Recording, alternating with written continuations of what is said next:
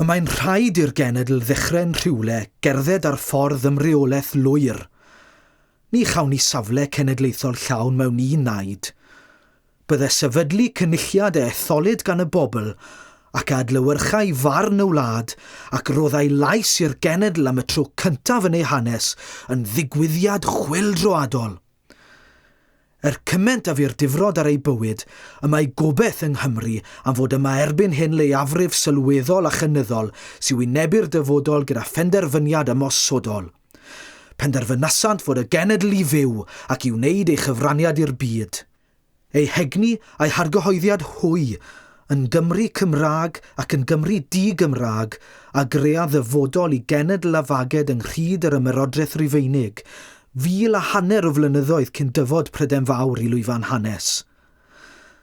Gallai cyfuniad o dalentau'r Cymru a gwerthoedd y dreftadaeth Gymreig wneud cyfraniad ffrwydrol o greadigol a gobeithiol i'r ddynoliaeth sydd mewn argyfwng mor enbyd.